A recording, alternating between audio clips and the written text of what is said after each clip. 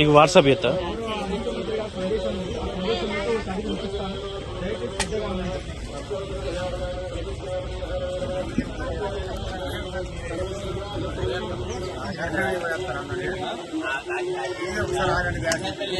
మీరు ఓకే ఉంటే నేను ఆగుతాను. ఇప్పుడు ఇక్కడ వాడలో 400 ఇండ్లు ఉంటాయి. ఈ ఉన్న 10 మందితోటి ప్రజాపాలన చేస్తాను బాగా ఎవరికి ఇంటిమేట్ చేశారు, ఎట్లా చేశారు అర్థం కాకుండా ఇప్పుడు చాలా మంది తెలియదు. మళ్ళీ దేవుడు ఒకటే రోజైనా అది ఒకటే రోజు అయిపోతుంది. ఇది కంటిన్యూషన్ ఒకటే రోజు వాళ్ళు ఒక్క రోజు అంటే డెలివరీ వాళ్ళు ఉంటారు. వాళ్ళ దరఖాస్తులు ఇట్లా తీసుకోవడమా తీసుకోవడం లేదా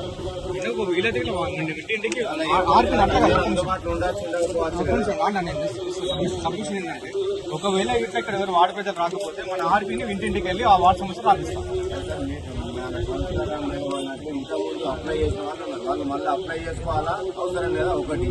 రెండోది కొత్త వాళ్ళు ఉన్నారు, వాళ్ళు ఇంకా అందుబాటులో లేరు అనుకో తర్వాత అప్లై చేసుకునే అవకాశం ఉందా లేదా? వాడకో ప్రతి నలుగురు 45 చెప్పాలి కానీ 10 మంది 1200 మంది ఉన్నాం మనం.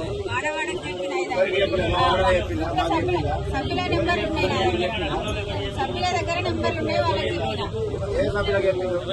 గ్రూప్ సభ్యులకు వెళ్ళారా మరి? ఎవరైనా వచ్చిన గ్రూప్ సభ్యులు నలుగురేనా? మన వాళ్ళ గ్రూప్ ఎంతమంది ఉన్నారు? చూసి చేయండి సార్, ఇది